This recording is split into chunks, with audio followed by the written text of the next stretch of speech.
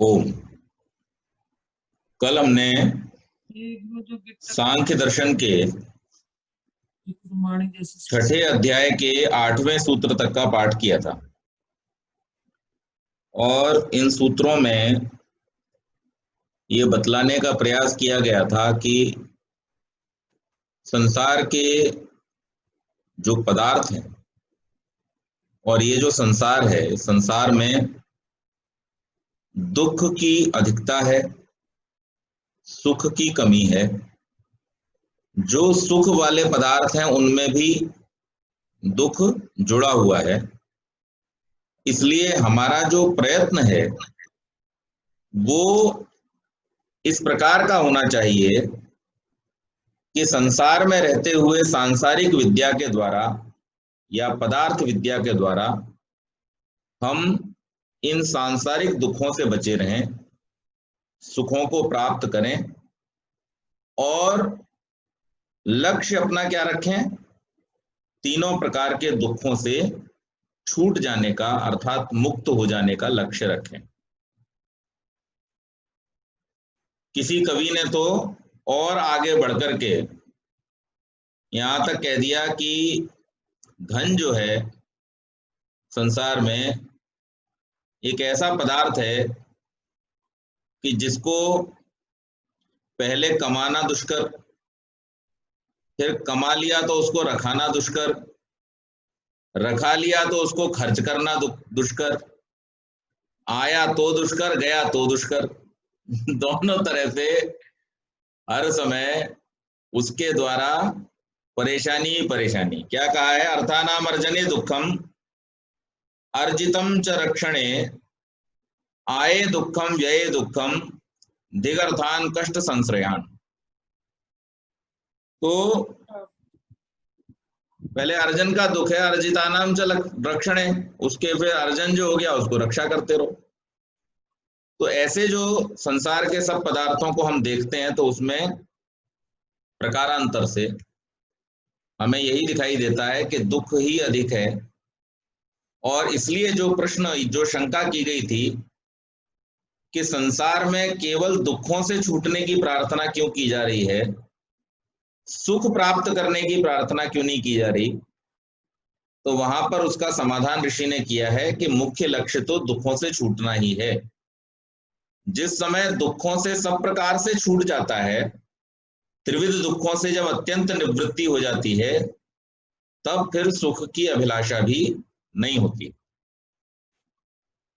आगे कहा तदपि दुख बलमिति दुख पक्षे निक्षिपन्ते विवेचका।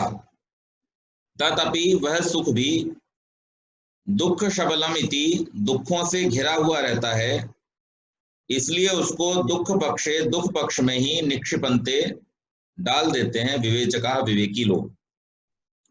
फिर प्रश्न किया, केवल दुख निवृत्ति रूप मोक्ष को पुरुषार्थ नहीं माना जाना चाहिए, क्योंकि व्यक्ति में जहां एक और दुखी न रहूं की भावना रहती है, वहां पर यह भावना भी रहती है कि मैं सुखों को प्राप्त करूं। तो इस रूप में मोक्ष स्थिति को केवल मात्र दुखों की निवृत्ति मान लिया जाए, ये तो तर्क संगत नहीं लगता। तो इसका निवारण करते हुए कपिल मुनि कहते हैं कि सुख लाभाभावात् पुरुषार्थत्वमिति चेन्न द्वैविध्यात्। सुख लाभाभावात्, सुख लाभ की प्राप्ति के अभाव से, अपुरुषार्थत्वम, अपुरुषार्थ मोक्ष को कहना न ठीक नहीं है, द्वैविध्यात्, दोनों प्रकार होने से। कैसे? मोक्ष में सुख का लाभ न होने से उसे अपुरुषार्थ कहना ठीक नहीं। वस्तुतः जो सुख है वो है क्या?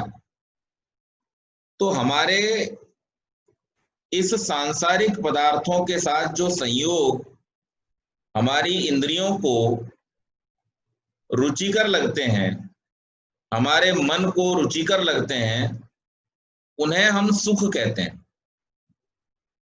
और जो रुचिकर नहीं लगते हैं उनको हम दुख कहते हैं। लेकिन यहां पर हम एक उदाहरण लेंगे। उदाहरण ये है कि मान लीजिए आपके पास में यात्रा करते समय आपकी यात्रा के लिए भोजन है, और उस यात्रा को करते समय फर्ज कीजिए आपने अपने मार्ग के लिए दैनिक जो आपका भोजन है उसके हिसाब से 6 पराठे, 4 रोटी या जो भी रखा हुआ है। अब उस यात्रा के बीच में आपको कोई ऐसा व्यक्ति मिलता है जो भूखा है, जिसके पास भोजन नहीं है, और वो आपसे भोजन मांगता है। आपने उसको उन 4 रोटियों में से 2 रोटियां दे दी। अब मुझे ये बतलाइए, आपका सुख बढ़ा या घटा? तो निश्चित बात है कि जो उस रोटियों से मिलने वाला सुख था वो घट गया, क्योंकि 4 रोटियों से आपकी भूख पूरी तरह शांत हो जाती, 2 रोटियों से पूरी तरह से भूख शांत नहीं होगी। लेकिन वहां पर एक नई चीज जन्म लेती है, जो रोटियों के दिए बिना आपको नहीं मिलती। आप अगर उस व्यक्ति को इग्नोर करके वो चारों रोटी खा भी लेते, तो उन चारों रोटियों से आपको उस समय तो सुख ज्यादा मिलता, लेकिन वो उस समय मिला हुआ सुख भी जो है वो शाम की भूख लगने के समय सारा का सारा समाप्त हो जाता। उस समय उस सुख का कोई महत्व नहीं रह जाता, जो दोपहर की रोटियों के समय पे आपने पूरा ले लिया। लेकिन वो जो 2 रोटियां देने का सुख आपको मिल गया, वो सुख कभी समाप्त नहीं होगा। तो उसको फिर सामान्य सुख की श्रेणी में नहीं रखा गया, उसको आनंद की श्रेणी में रख दिया गया। वो सुख जो कभी समाप्त नहीं होता और वो सुख जो क्षणिक होता है, इसको हमें कैटेगराइज करना होता है। तो यहां पर हम इस उदाहरण से ये समझते हैं कि संसार में पदार्थों को भोग करने से क्षणिक सुख प्राप्त होता है, लेकिन उन्हीं पदार्थों का त्याग करने से हमको दीर्घकालिक सुख की प्राप्ति होती है। तो वो जो 2 रोटियां आपने नहीं खाई, उस समय तो आपको भूख थोड़ी सी कम मिटी, लेकिन उन 2 रोटियों को देने से जो आपके मन में एक हर्ष उत्पन्न हुआ, एक आनंद का भाव, एक सुख का भाव, एक तृप्ति संतोष का भाव जो उत्पन्न हुआ कि चलो मैंने किसी भूखे को भोजन करा दिया, ये भाव आपको पूरे जीवन जब जब आप स्मरण करेंगे आपको उतना ही आनंद देता रहेगा। तो आनंद में और सुख में ये फर्क है कि आनंद जो प्राप्त होता है वो सदा के लिए होता है, उसमें कभी कोई कमी नहीं आती। लेकिन सुख जो होता है, वो 4 रोटी सुबह खाई थी तो अब वो शाम को काम नहीं करेंगी, अब शाम को दूसरी 4 रोटी चाहिए, और फिर कल सुबह फिर दूसरी 4 रोटी चाहिए।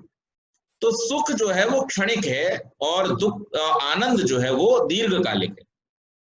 तो यहां पर ऋषि ये समझाने का प्रयास कर रहे हैं कि जो सुख हम बात करते हैं कि मुक्ति के समय में दुखों की निवृत्ति हो जाना ही क्यों कहा है, सुखों की प्राप्ति होना क्यों नहीं कहा, तो वहां इस रूप में समझना है कि दुखों के समान सुख भी मुक्ति में बाधक हैं, क्योंकि सुखों को भोगने के लिए शरीर चाहिए, और शरीर जो है वो हमारे बंधन का कारण है, शरीर हमारे दुखों का कारण है।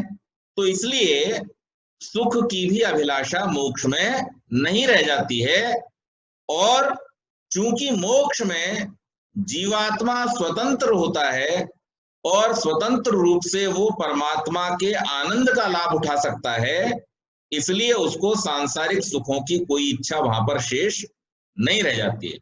तो इसलिए यहां पर इस सूत्र में दुखात्यंत निवृत्ति जो कहा गया है, वो इसीलिए कहा गया है, सुख की प्राप्ति का वहां जिक्र इसलिए नहीं किया गया है क्योंकि जिस समय मोक्ष की अवस्था होती है वहां पर सांसारिक सुखों की आवश्यकता नहीं रह जाती है।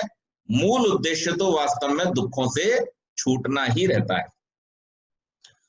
तो यद्यपि भोग भी पुरुषार्थ है, हमारा जो संसार में रहते हुए हम बहुत सारे प्रकार के भोग भोगते हैं, ये भी क्या है, पुरुषार्थ के फलस्वरूप है, हमारे प्रारब्धों के फलस्वरूप हमको मिलता है। जब हम कुछ करते हैं तो हमको मिलता है, लेकिन वो सामान्य पुरुषार्थ है, परम पुरुषार्थ नहीं। उससे क्षणिक सुख मिलेगा। दीर्घकालिक जो अनंत काल का, जो लंबे काल का सुख है, मोक्ष का सुख जो है, उस सुख को प्राप्त करने के लिए हमको जैसे दुख से छूटना अनिवार्य है, उसी प्रकार से शरीर के सुखों से छूटना भी अनिवार्य है। उस आनंदाभाव की अब एक और बात जहां पर कही गई है, मोक्ष में द्वैविध्य, दोनों प्रकार का अस्तित्व है। दुखों की अत्यंत निवृत्ति के साथ साथ जीवात्माओं को परब्रह्म परमात्मा के आनंद स्वरूप का साक्षात अनुभव होता है। उस आनंदानुभव की समता कोटि कोटि वैषयिक सुखियों के राशि पुंज से भी नहीं कर सकते। अर्थात जो आनंद है वो आनंद अनंत गुना है इन सांसारिक सुखों से, और इसलिए उनकी यहाँ तुलना नहीं की जा सकती। और इसलिए केवल मात्र जो दुखों का छूट जाना है वही वास्तविक मोक्ष का स्वरूप है, न कि सुखों की अभिलाषा रखना। फिर यहां पर एक शंका की गई कि सांख्य में आत्मा को निर्गुण माना गया है, फिर उसकी दुख निवृत्ति का अभिप्राय क्या हुआ? जब निर्गुण है तो उसकी दुख निवृत्ति कैसे होगी? तो उसका समाधान करते हैं। पहले आशंका समझ लेते हैं। निर्गुणत्वम आत्मनो संगत्वादि श्रुते है। निर्गुणत्वम, निर्गुण होना स्पष्ट है आत्मना, आत्मा का। असंगत्वादि श्रुते है, असंग है आत्मा इत्यादि श्रुति से। वेद में आत्मा को निर्गुण बतलाया गया है। तो जब निर्गुण है तो उससे दुख का जुड़ाव कैसे होता है और दुख का छूटना क्यों होना चाहिए, ये शंका की। तो उसको समाधान करते हुए यहां पर कपिल मुनि कहते हैं, पर धर्मत्वेपि तत्सिद्धि अविवेकात्। पर धर्म होने से, यानी जो दुख है वो किसका धर्म है, सुख किसका धर्म है, मोह किसका धर्म है, ये प्रकृति का धर्म है। सत्व रज और तम के कारण से सुख दुख और मोह रूपी ये जो भाव है वो उत्पन्न होते हैं। ये प्रकृति का धर्म है, आत्मा का धर्म नहीं है। लेकिन फिर भी अविवेक के कारण से, अपने आप को उससे जुड़ा हुआ मानने के कारण से आत्मा को इसकी अनुभूति होती है। सुख दुख आदि विकार सत्व रज के हैं, यह ठीक है। परधर्म होने पर भी, सत्व रजस का विकार होने पर भी उनकी अनुभूति आत्मा को होती है। इसका कारण अविवेक है। आत्मा को जब तक स्वरूप का साक्षात्कार नहीं होता वह प्रकृति के संपर्क में बना रहता है, और यह उसकी अविवेक की अवस्था है। यह भी पुरुषार्थ का एक रूप है और यह भोग स्थिति है। इसमें सब प्रकार के सुख दुख आदि की अनुभूति आत्मा को होती रहती है। परम पुरुषार्थ की प्राप्ति के लिए इस अविवेक अवस्था को हटाकर आत्म साक्षात्कार की स्थिति को प्राप्त करना होता है।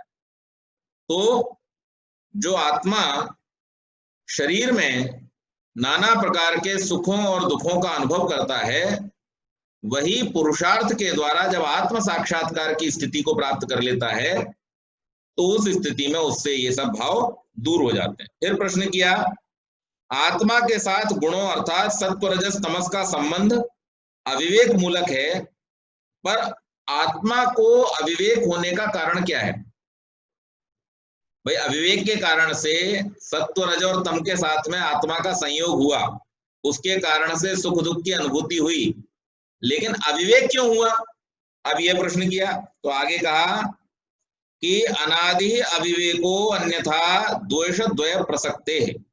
अनादि ही अनादि है, अविवेक अविवेक, अन्यथा ऐसा न मानने पर दोष द्वय प्रसक्ते है, दो प्रकार के दोष उत्पन्न हो जाएंगे। आत्मा के साथ अविवेक का संबंध अनादिकाल से चला आता है।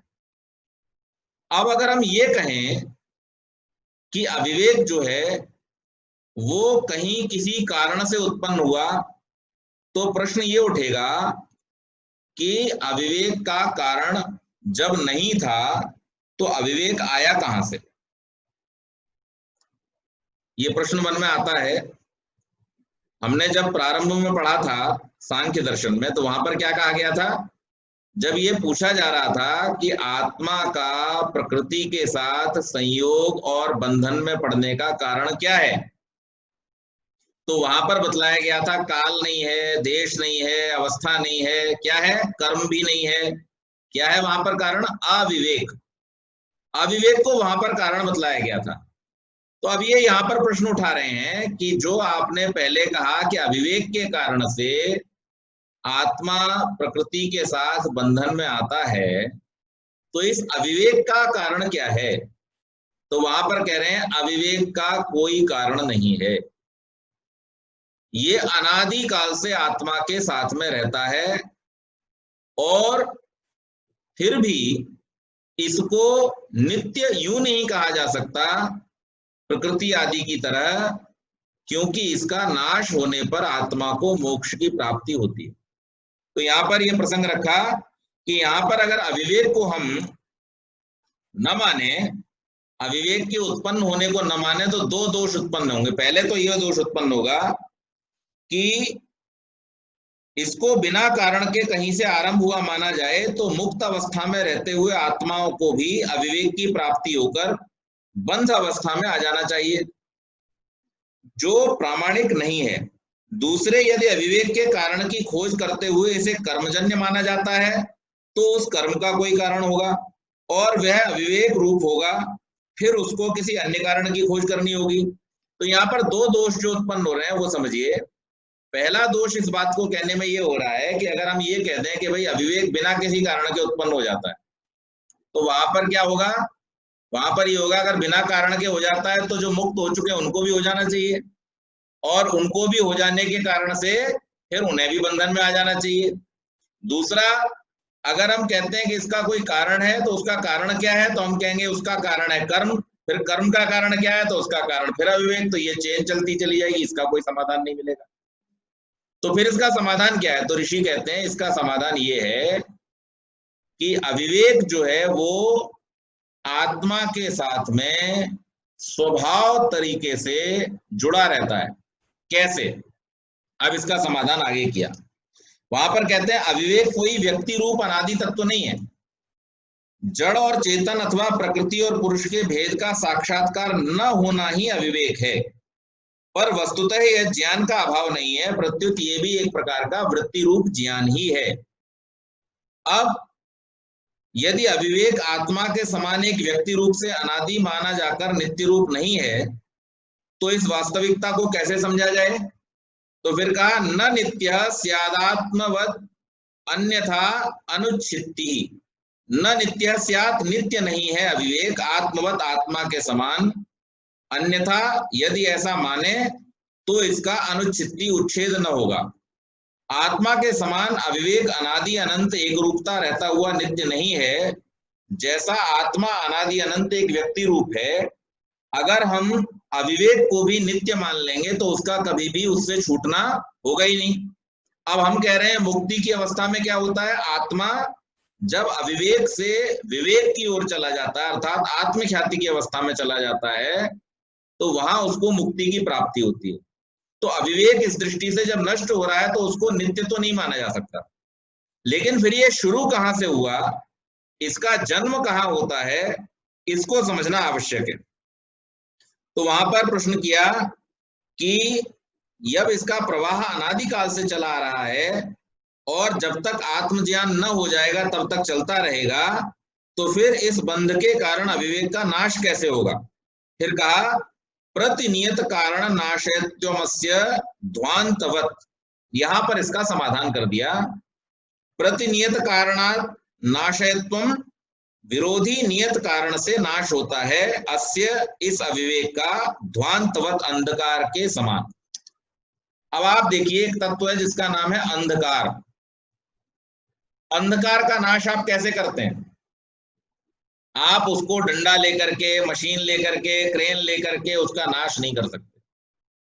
उसका नाश केवल एक ही तरीके से होगा, उसका जो कारण है, अंधकार का कारण क्या है? प्रकाश का अभाव। प्रकाश जहां नहीं होगा वहां पर अंधकार होगा। तो जैसे ही आप प्रकाश लाते हैं, अंधकार अपने आप ही नष्ट हो जाता है। यानी वास्तव में अगर इस प्रकार से देखा जाए तो अंधकार अपने आप में कोई तत्व नहीं है। अंधकार का मतलब है प्रकाश का न होना।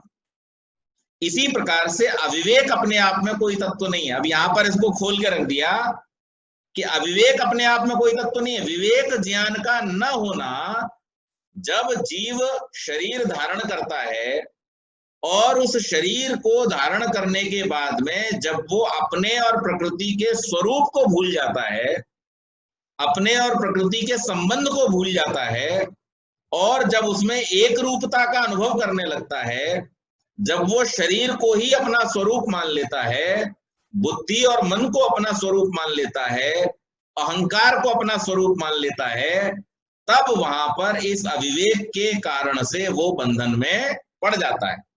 और जब वो अपने स्वरूप को फिर से जान लेता है, अर्थात मन, बुद्धि, चित्त, अहंकार, इनको अंतःकरण के रूप में और शरीर को और इंद्रियों को बाह्यकरण के रूप में जब वो पूरी तरह से समझ लेता है और चेतन तत्व के रूप में आत्मा को जब वो अनुभव कर लेता है, जिसे आत्म ख्याति या आत्म साक्षात्कार कहते हैं, तो फिर से इस अविवेक का वहां पर नाश हो जाता है।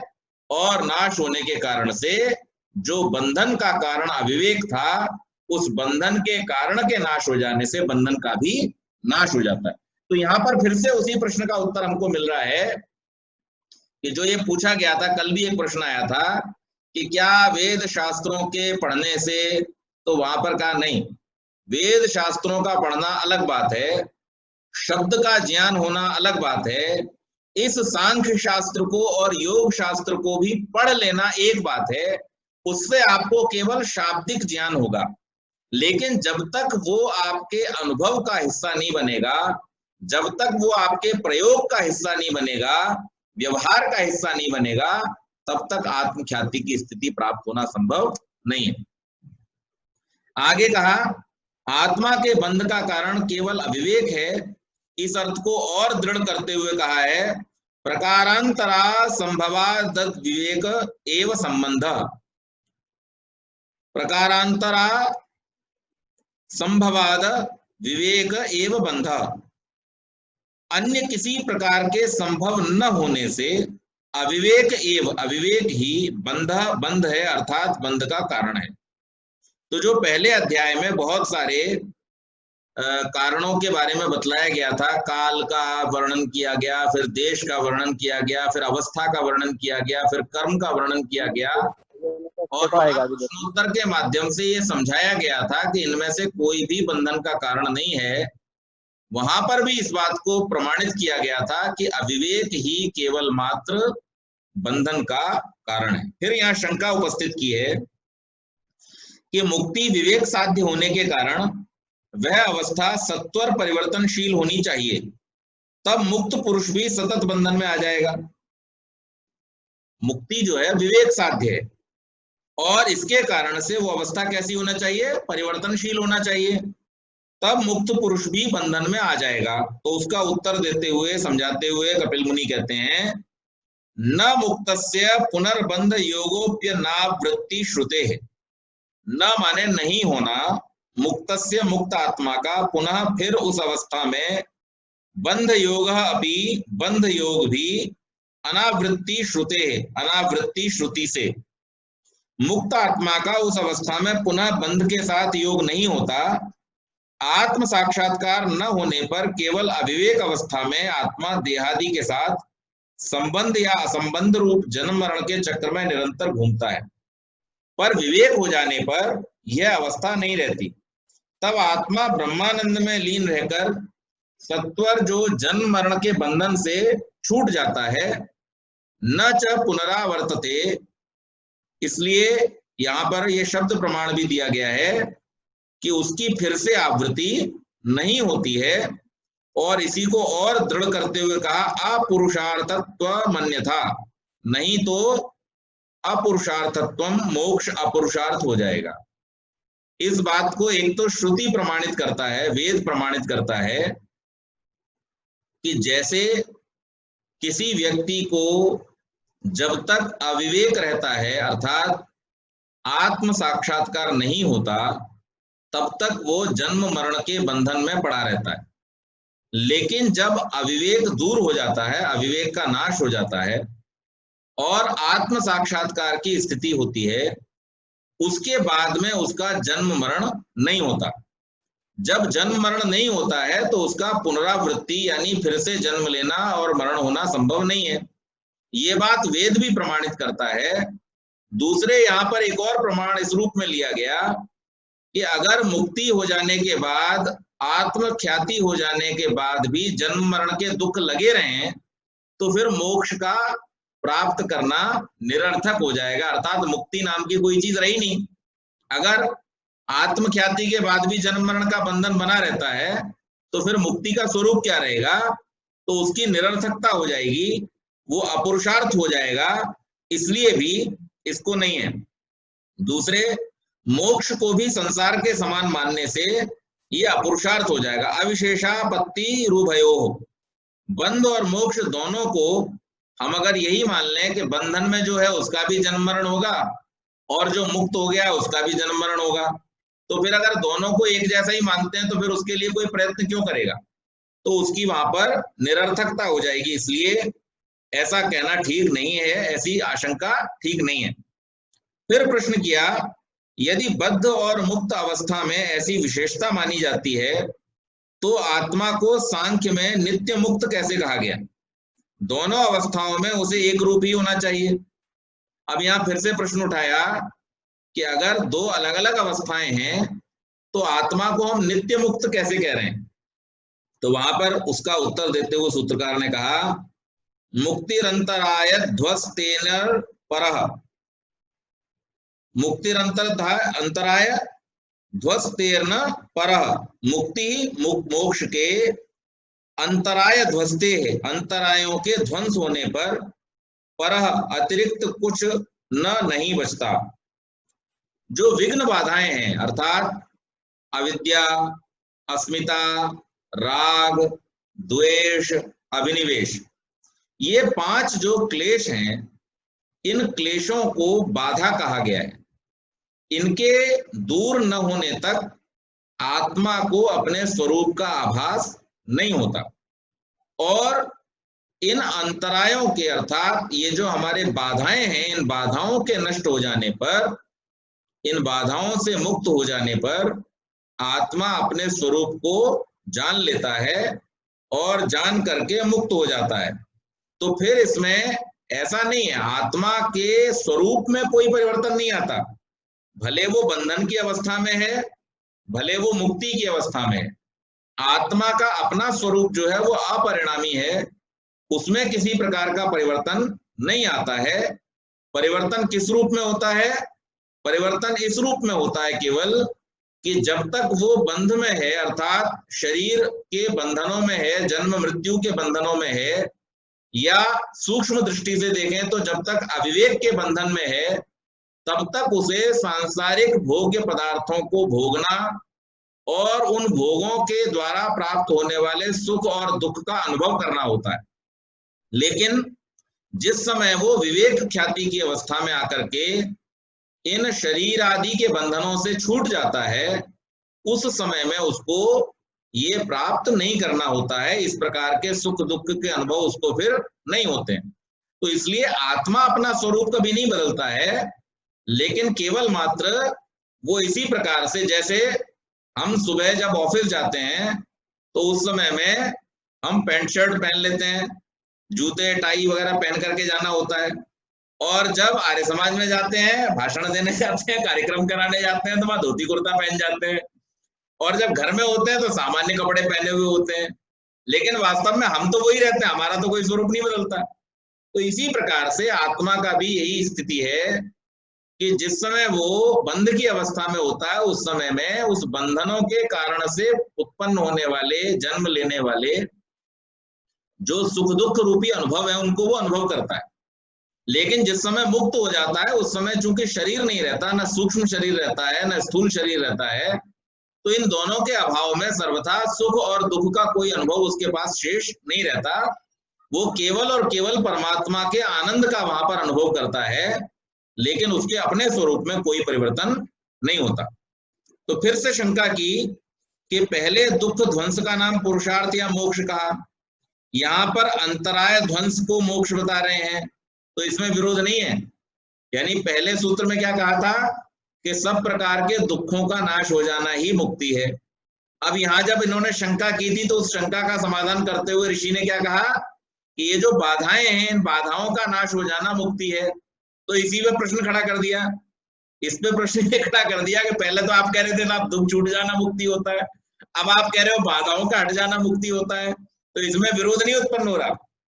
तो वहां पर कहते हैं कि ऐसा नहीं है, तत्राप्य विरोध, तत्र अपि वैसा मानने पर भी अविरोध, किसी प्रकार का विरोध नहीं है।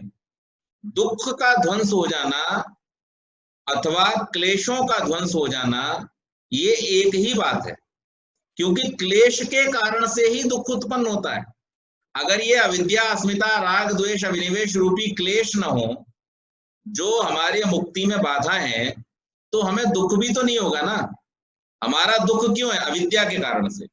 जो पदार्थ जैसा है उसको वैसा स्वीकार न करना, अपने स्वरूप को सदा सदा के लिए मान लेना, अपने साथ जो वस्तुएं हैं उन वस्तुओं के साथ में अपना राग जोड़ लेना, जिन वस्तुओं से कहीं कष्ट प्राप्त हो गया या अपने अनुकूल नहीं थी उनसे द्वेष पाल लेना, और फिर सदा जीवित बने रहने की इच्छा करना, ये सारे के सारे जो पंच क्लेश हैं, इन पंच क्लेशों के कारण से ही संसार में हमारे जितने भी दुख हैं उन सबका जन्म होता है। इसके अलावा और कोई छठा कारण नहीं है। यही 5 कारण हैं जो सारे दुखों को जन्म देते हैं। या तो हमारी जानकारी ठीक नहीं है इसलिए हमें दुख होता है, या फिर हमने अहंकारवश गलत कुछ मान रखा है कि हम क्यों माने तुम्हारी बात को, हम तो अपनी बात मानेंगे, हमारी ही बात ठीक है, इस तरीके से दुख प्राप्त होता है। या फिर हम किसी चीज से बहुत अति का लगाव करने लगते हैं तो उसके छूटने पर हमें दुख होता है, या फिर किसी चीज से हम द्वेष करने लगते हैं तो उसके प्राप्त होने पर हमें दुख होता है। और 5वां, जो मृत्यु एक संसार का नियम है कि जिसने भी जन्म लिया है, जातस्य ही ध्रुवोर मृत्यु ध्रुवम जन्म मृतस्य च, कि जिसने इस संसार में जन्म लिया है उसकी मृत्यु अवश्यम भावी है, और जिसकी मृत्यु हुई है उसका फिर जन्म होना अवश्यम भावी है। तो इस विधान को न समझते हुए अभिनिवेश रूपी जो हमारे अंदर एक दोष आ जाता है, उस क्लेश के कारण से भी हमको मृत्यु के भय रूपी दुख उत्पन्न होता है। तो ये सारे के सारे जो दुख हैं ये इन 5 क्लेशों के कारण से ही उत्पन्न होते हैं, उनके मूल में यही विद्यमान है। इसलिए यहाँ पर ऋषि कहते हैं कि आप चाहे दुखों का नाश होना कह दो, चाहे बाधाओं का नाश होना कह दो, दोनों ही स्थितियां एक जैसी हैं, क्योंकि प्रकार अंतर से वो उसके ही कारण हैं। तो इसलिए यहाँ पर कोई विरोध उत्पन्न नहीं होता। अतः कार्य ध्वंस अथवा कारण ध्वंस किसी भी रूप में कहकर मोक्ष का वर्णन किया जा सकता है। बंध मोक्ष व्यवस्था के व्यवहारिक होने पर भी उसके अस्तित्व से नकार नहीं किया जा सकता।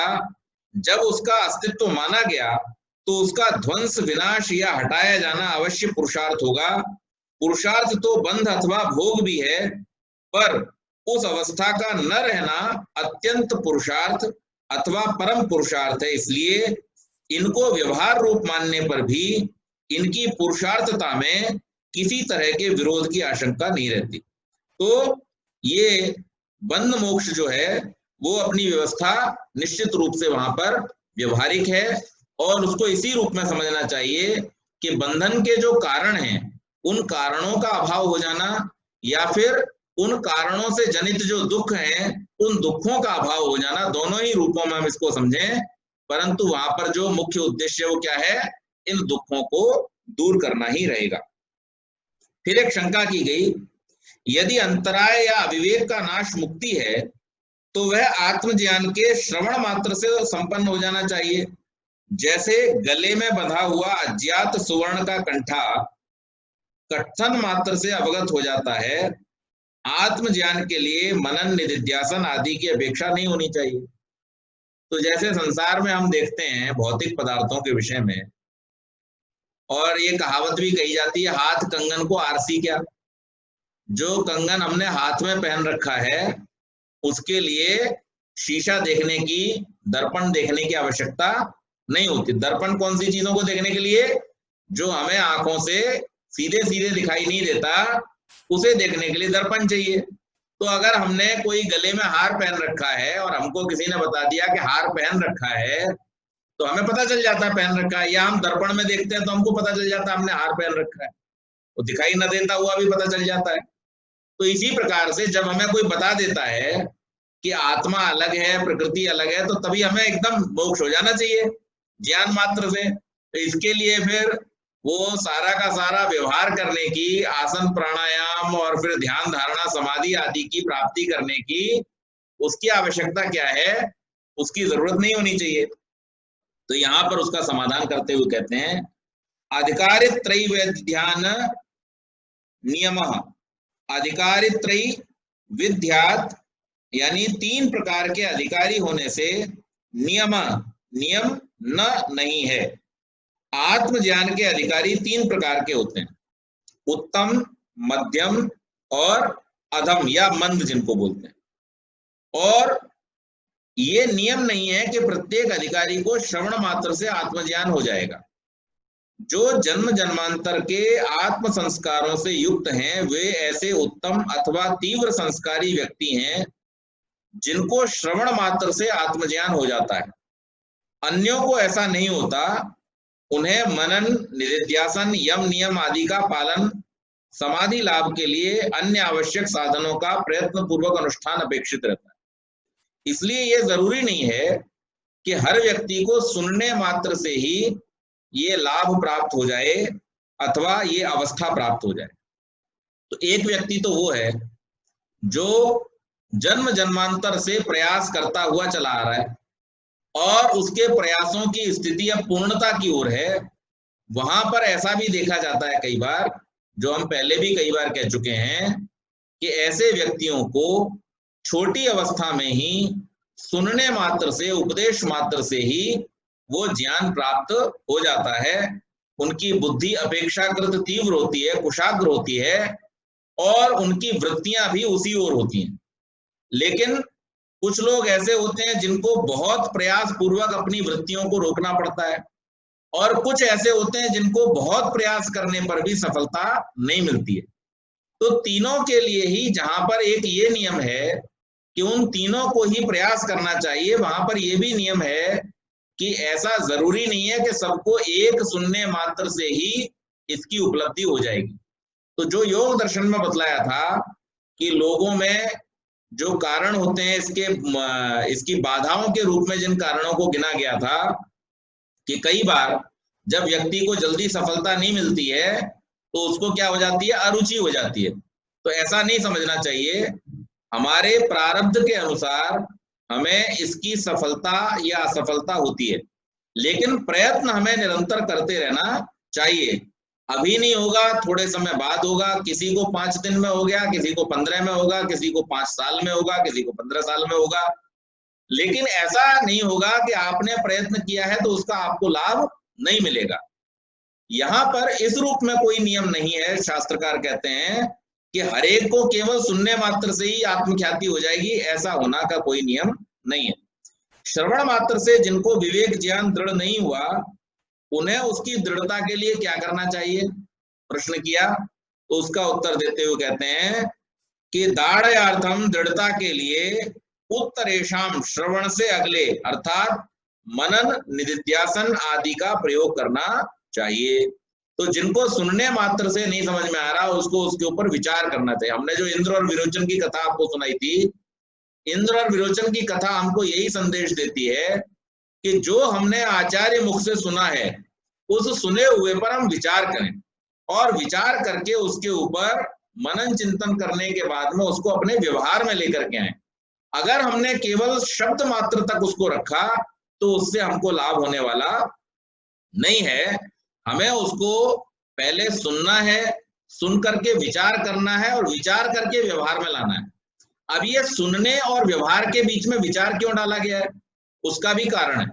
उसका कारण ये है कि जरूरी नहीं है कि आपने जो कुछ सुना है वो सब कुछ ठीक ही हो।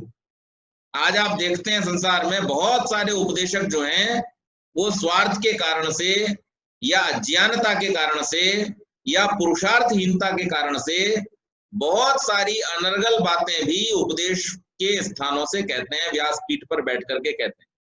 तो ऐसा जरूरी नहीं है कि आपने जो कुछ सुना हो सब अच्छा ही हो। इसलिए श्रवण और व्यवहार के बीच में मनन का डाला जाना आवश्यक है कि जो कुछ आपने सुना है उस पर पहले आप मनन करें और मनन करने के बाद में फिर उसको व्यवहार में लेकर के आए, ताकि आपसे दुर्व्यवहार होने की या भ्रष्ट व्यवहार होने की आशंका न रहे।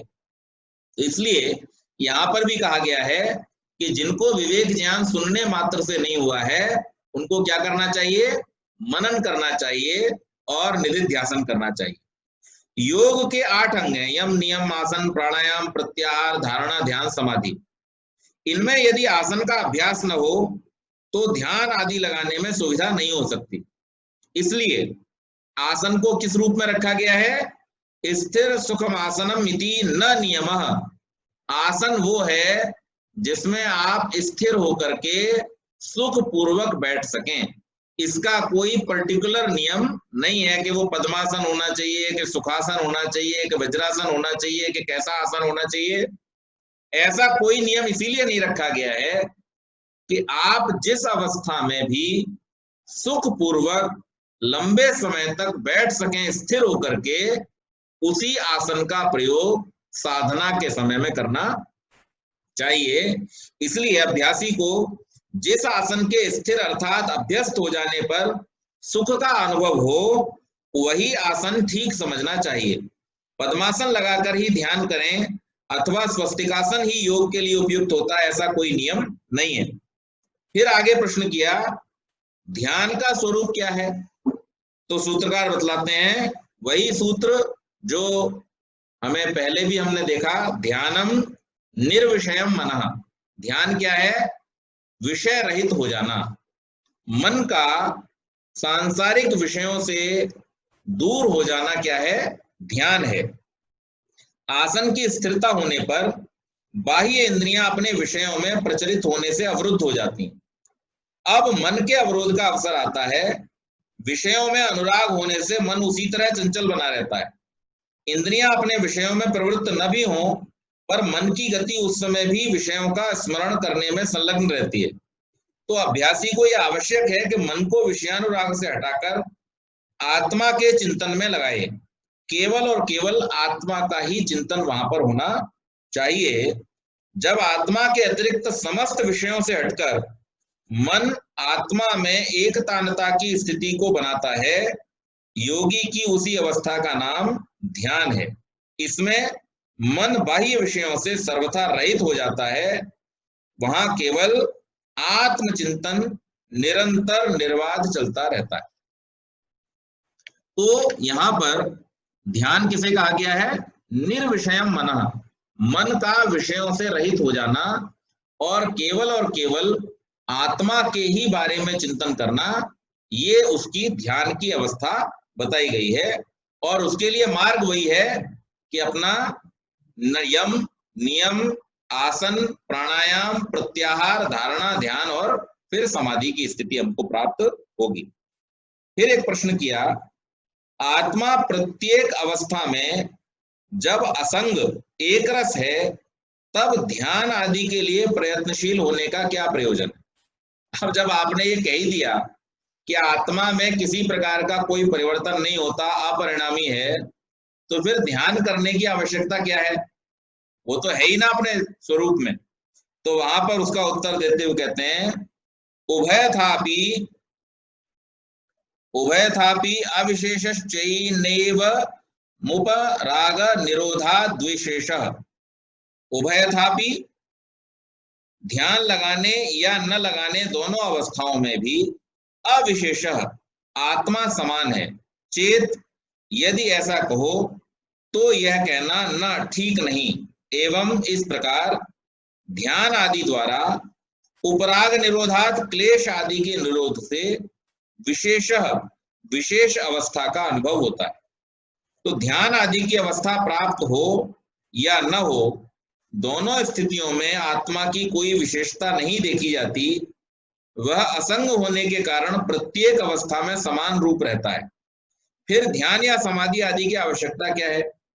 ऐसी आशंका यदि कोई करे तो वहां इसका समाधान यह है कि क्लेश कर्म आदि अनेक विध विषयों पराग एवं वासनाओं के निरुद्ध हो जाने से आत्मा की विशेष स्थिति का स्वतः अनुभव होता है।